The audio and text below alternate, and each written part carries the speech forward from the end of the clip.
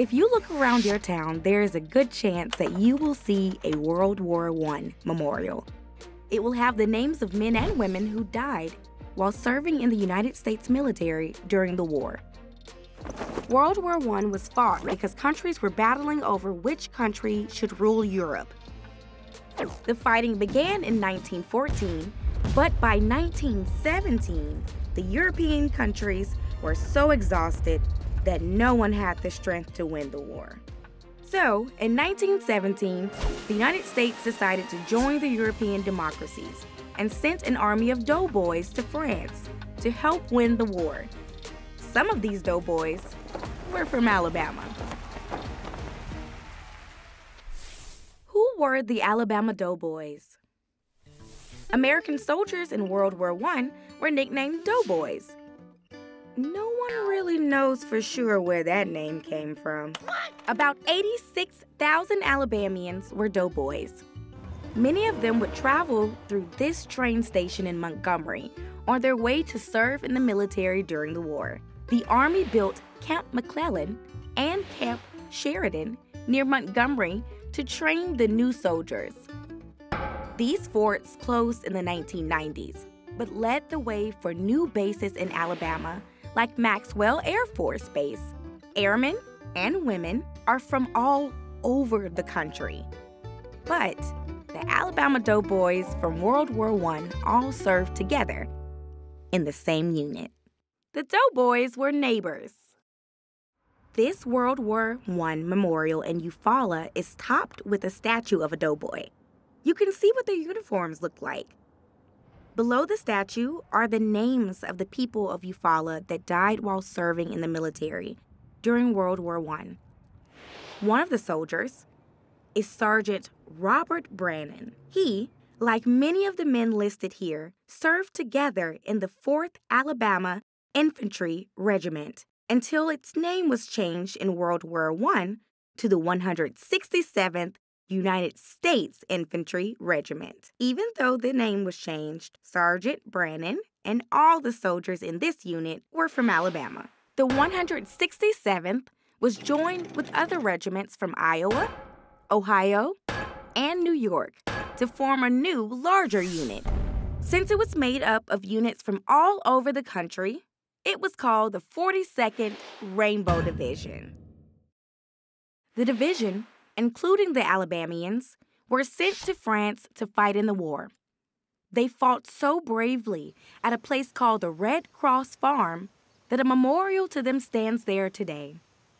When some of the soldiers were wounded at the Red Cross Farm, they were cared for by female nurses from Alabama. Not all of the doughboys were boys. The war also changed the types of jobs that women could do. In 1916, Alabama made it a law that women could officially become professional nurses. Some of them traveled to France to help sick and injured soldiers. But just because they worked in hospitals didn't mean they weren't in danger. The World War I Memorial in Clayton, Alabama, lists the name of Katie Dent, a nurse who died during the war while working at a hospital in France, which cared for over 7,000 soldiers. Julia Lyde from Talladega served in a hospital that served so many soldiers that she was awarded a medal for her work. Sadly, she also died in France while caring for her soldiers. In honor of her work, she was buried at Arlington National Cemetery in Washington, D.C., a place where the United States honors members of the military. At the time, this was a high honor, as usually only men were honored in this way. Not all doughboys were equal. Although Black people did not have the same rights as white people in Alabama at this time, many of them, like Zacharias Lewis from Eufaula, wanted to join the war effort and support the United States.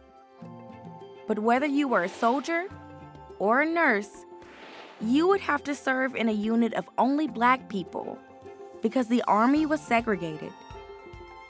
Segregation means that white and Black people are kept separated. When Zacharias joined the Army, all the men in his unit were black, except the officers, who were white.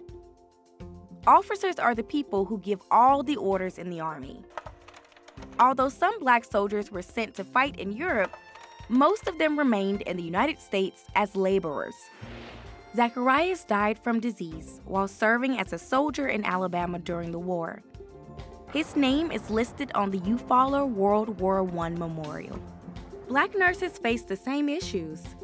They were not allowed to follow the army to France and remained in Alabama in segregated units.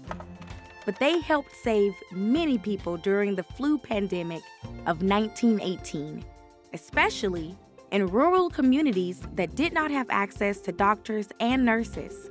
Even though black soldiers and nurses had served the United States and risked their lives, nothing changed for them when the war ended.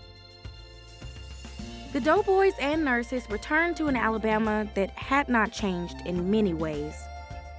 But there is one change that World War I and the doughboys brought to the States. It was found that when the Alabama doughboys joined the Army, many of them could not read. So, laws were passed to improve the schools in Alabama, maybe even the school you're sitting in right now.